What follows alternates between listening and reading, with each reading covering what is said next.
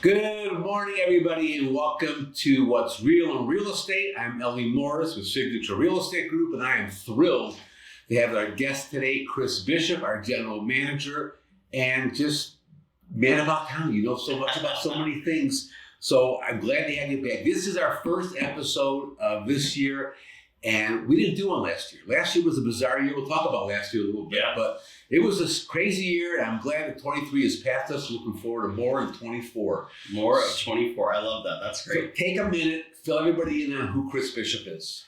I think I'm a generally fun guy. Yes, you are. I'm married to my amazing, I feel like Wheel of Fortune. I'm married to my amazing wife, Amy. We've got a whole family career in real estate. My mom, my dad, my wife, my kids. I've been in real estate almost 20 years. I think I'm just right below the threshold. And I just love what I do, and I couldn't imagine doing anything else. Did you imagine me doing it? No, I can't. And you really are. I've said this before, and I say it in a joke. I'm not joking at all. Chris is extremely wise beyond his years. Oh, well, thank you. You really are. You know so much about this business. You sound like a smart man to me. Yeah, no, I am, of course.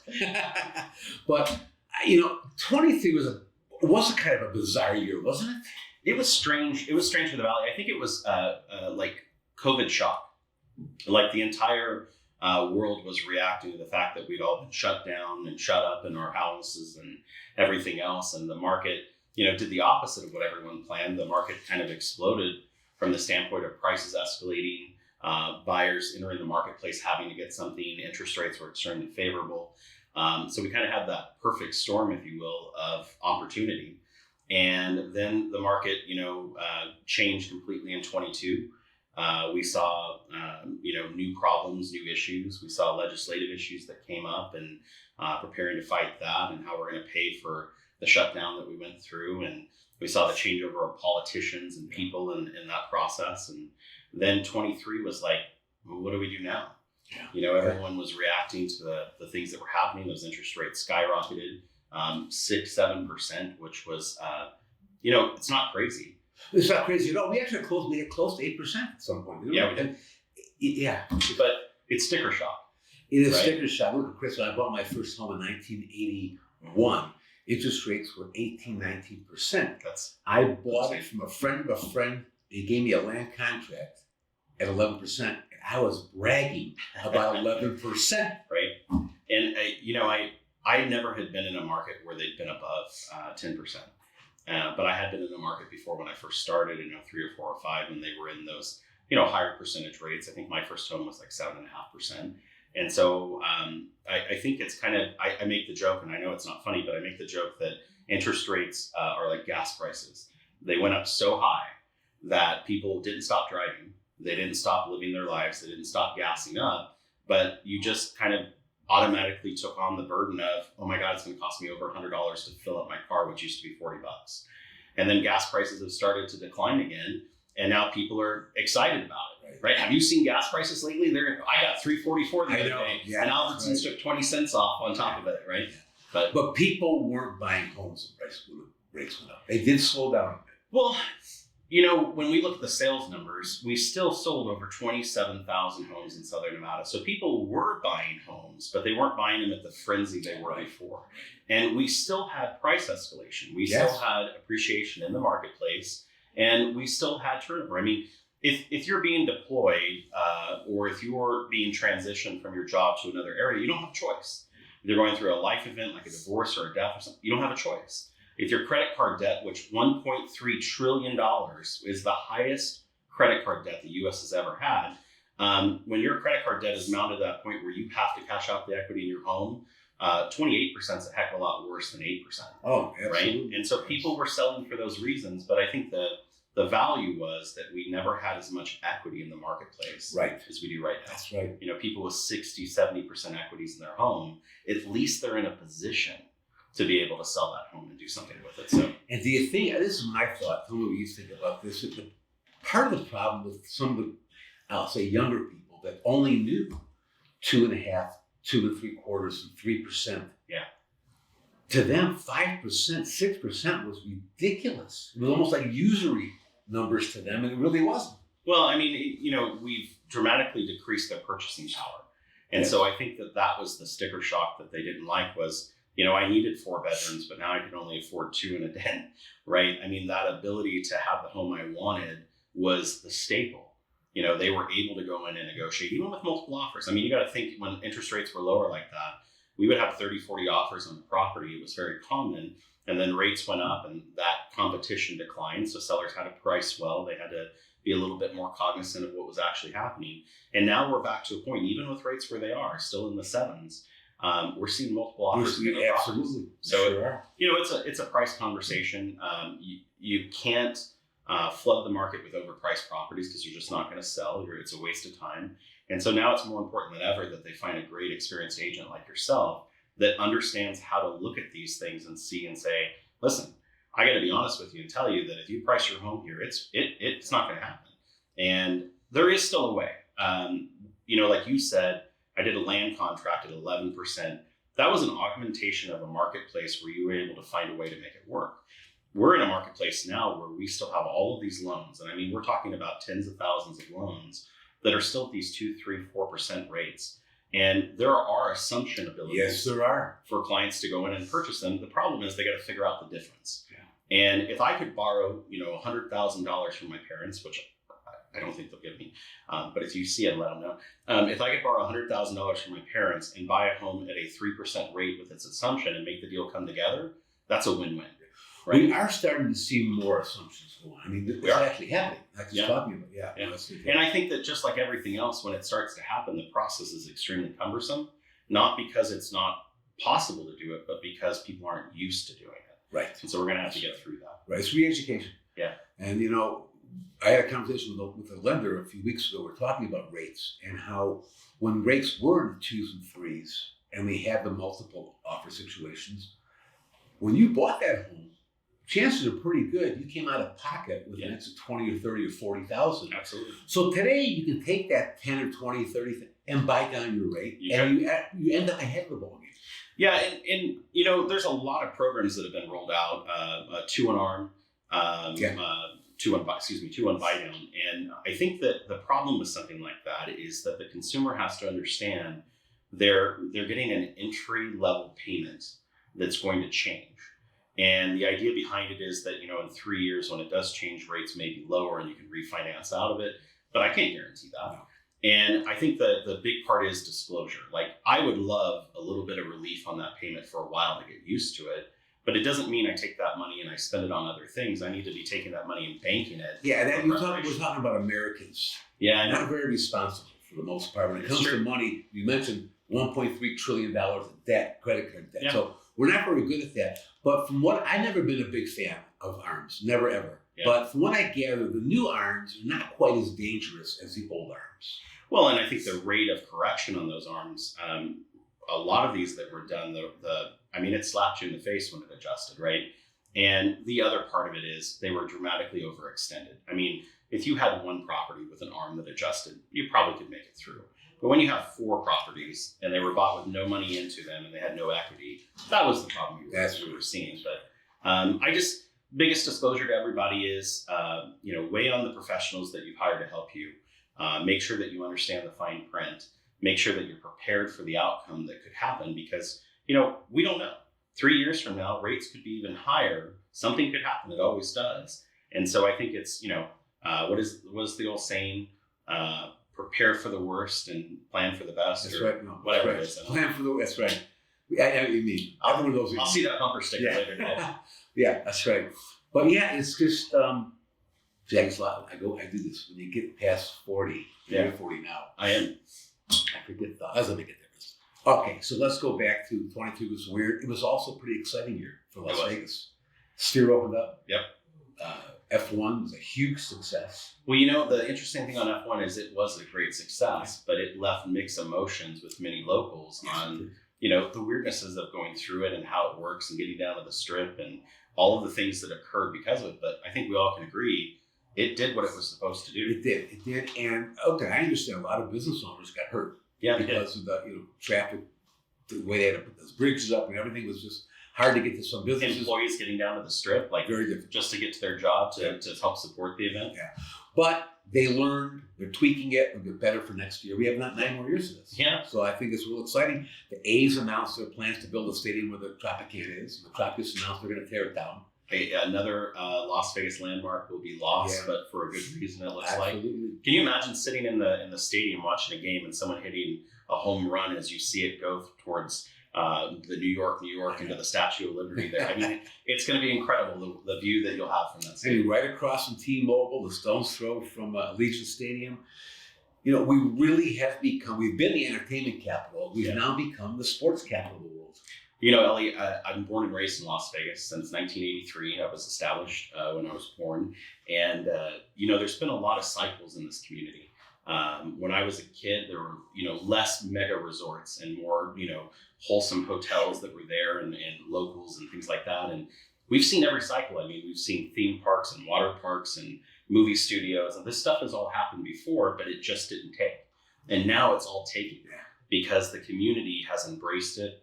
The local governments have made it a priority to expand the reach of the community. What I'm so impressed about Southern Nevada and Las Vegas is that we've had a lot of great leaders on a local level over the last decade that have looked and said, how can we make business survive here in Southern Nevada? How can we make it thrive? How can we bring in tech and warehouse space and really transform the employment community that surrounds Las Vegas from the casino operations to multiple operations. And I think with that, they've really kind of insulated the local economy. And when you have things like F1 and the Super Bowl, most expensive Super Bowl in history is going to be here and flood $1.1 billion in the local economy. They said that there could be, like $9 billion in employment opportunity lost because the day after the Super Bowl, everyone's going to call into work. Oh yeah. but the whole thing is, those opportunities are bolstering the local economy and they make it a great place to live. I love it here. And the other thing people have talked about to me in the past, because I first came out here, I think it was 76, 77 for vacation. And it was when the mob still ran the town. Sure. And people have talked, I hear it too often. Oh, I wish it was still run by the mob. If it was run by the mob, we wouldn't have the A's, we wouldn't have the Golden Knights. This would be a whole different town. I don't believe it would be as big as we are today and as major in the city as we are. What do you think? I can tell you, again, growing up here and a family that was around all of those things, that you didn't know it was run by the mob. No. You had a completely different feel when you'd walk into a casino. The customer experience was more important to them than anything. And so they knew that if they kept you coming back, you would spend your money in that casino and they wanted you to keep doing that. And so I think that we lost a little bit of, I'm not advocating for the mob and they're running in Las Vegas, but I will tell you the customer experience was completely about the customer. And then we corporatized the gaming industry and it became about the dollar and about, how to highlight that point. And so I think, yes, they probably wouldn't have been so forward thinking to how to get money into other places instead of into their place.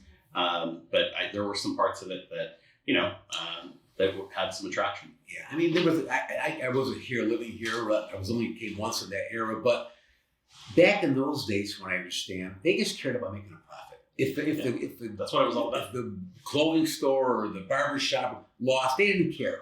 Today it's different. Each entity has to make a profit through a profit. Yeah. Or they'll close it up, bring something else in. Yeah, and every major city has this nostalgia factor about it. And Las Vegas definitely has that, Rat Pack nostalgia of what it was like. I think that's a reason why people hold it in a place of admiration. Yeah. And I think that, the good old days may have not been so good for those that were there. You definitely didn't want to get in trouble into those things because you didn't go back from it. But I think we're heading in the right direction as a city. I think we're heading in the right direction as a investment opportunity for businesses and for people. And so I think all of them would be pleased at the ability to turn a profit. I agree. And we've diversified so much. Even since I came here 18 years ago, and the diversification of businesses in this town is unbelievable. What I'm surprised about is, as a local, I don't make it down to the Strip a lot. Like this weekend, we were planning an event for a family birthday at a restaurant down by the Strip, and then we realized, wait a minute, on a weekend. Yeah, 500 extra thousand people. Right. This may not be a good idea, so we altered it to be closer to home. But a lot of the locals don't other than the ones that work there, they're not on the strip every day. I remember cousins asking me, what casino did I live in? Oh, because they didn't that used to understand. drive me nuts. Yeah. When we first moved here, Carol and I went to the strip probably once a month. Sure. We felt like we were on vacation for that evening, you know? And then it was once every 2 months and 6 months. And like you, I go down if somebody comes and visits. I maybe I pick them up and bring them out to the house, or we do. But yeah, I'm not down. And I love the strip. I just don't. I do too. When I was a teenager, every town has their main drag or strip that people ride up and down. Mine just happened to be the best in the world. Yeah.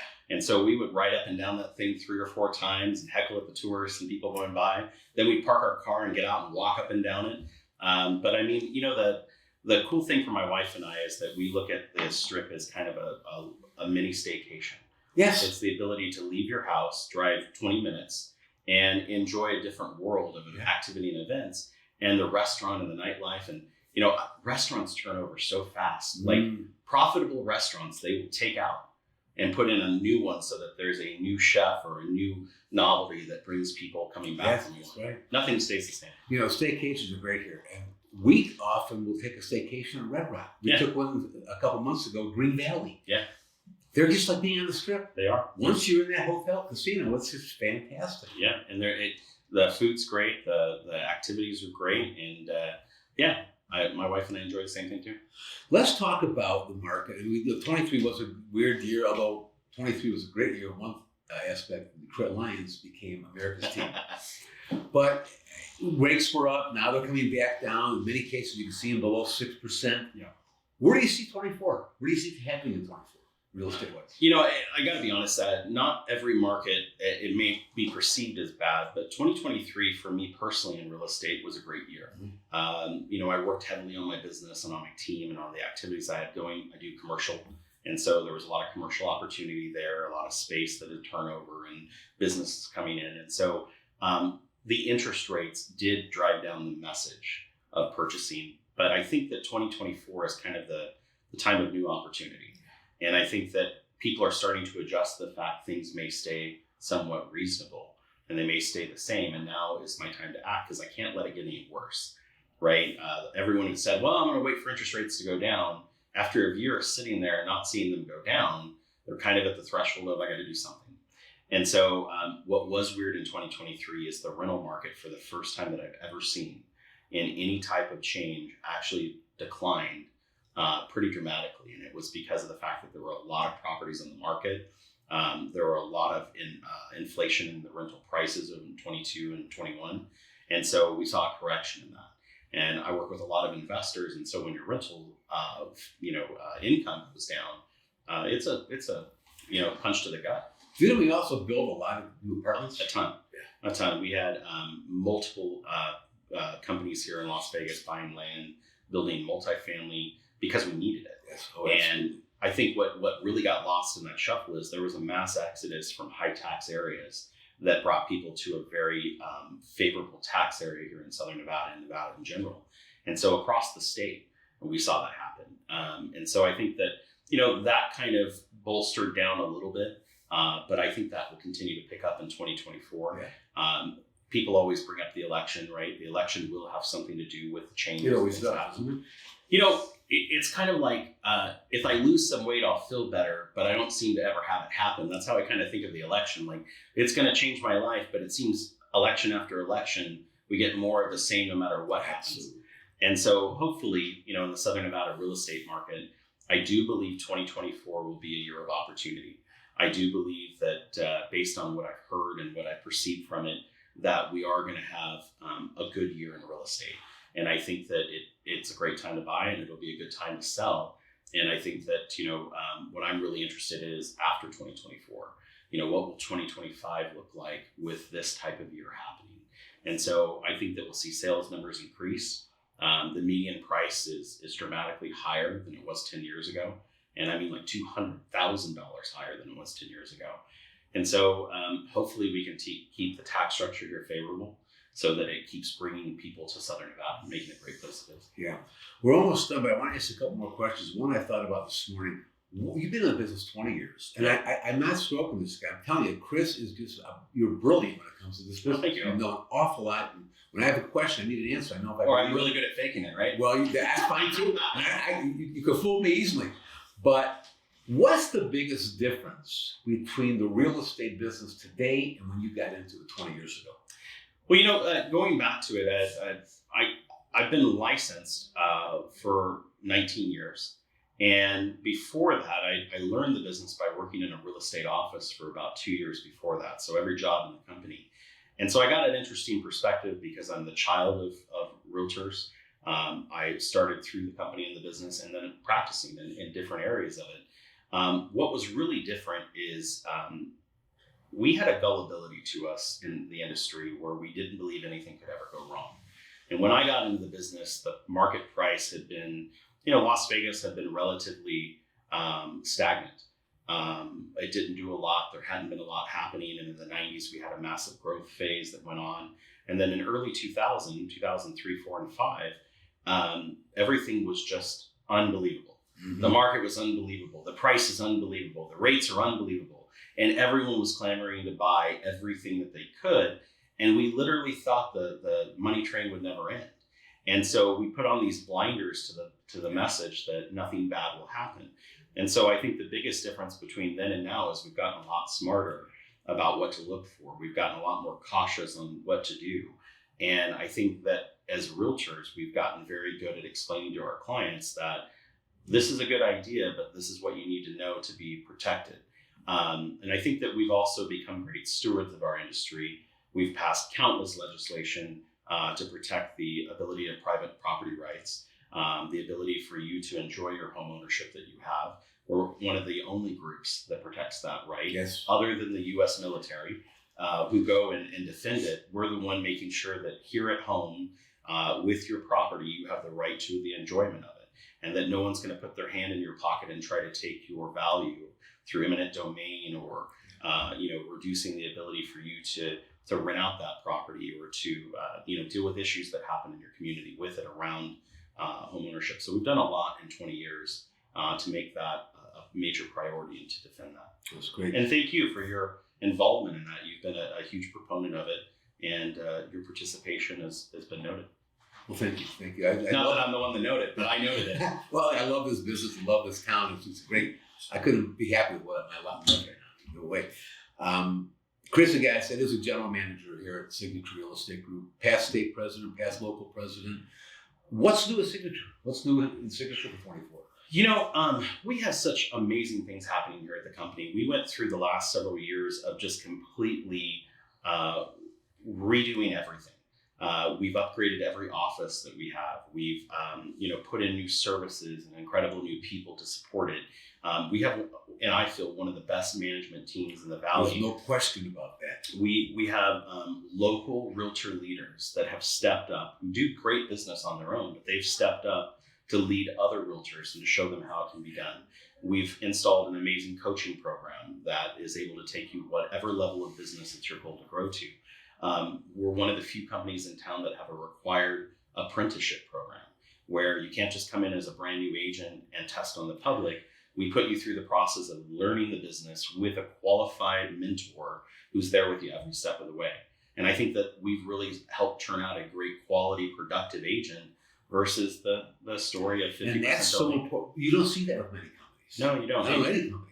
Really. Well, there might be some, but I'm not aware of it. Many of them do have some type of, support system or training program or things like that. But I mean, we're putting someone directly with you to work the deal with you that's engaged in your business as much as you are. And I go back to when I was brand new.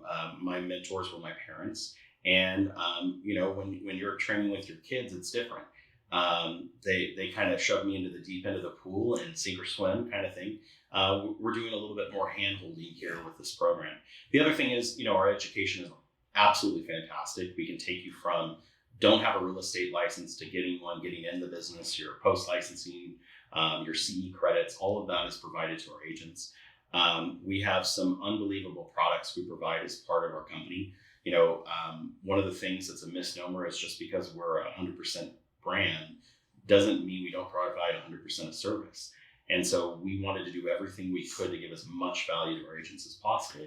And we feel that we've really made that happen. And the support is second to none. I mean, there are so many I've been in this business 22 years, and I think I know a lot, but I sure don't know it all. And I often have questions. I got you, Janet, Tom, Patty. I mean, there's this Brandon, Vandana. The list goes on of support of knowledge that's in this company. You know, the real core of it, the heart of this company is the agents that work here. And one of the things that attracted me to Signature is the fact that when I go to events and activities and things like that, I always would hear the Signature group in the room. And it was just a group of people that I had known, that I had a lot of respect for, an amazing group of people that like to work and participate together. And so I'm always amazed when I go to an office meeting or the office or anything.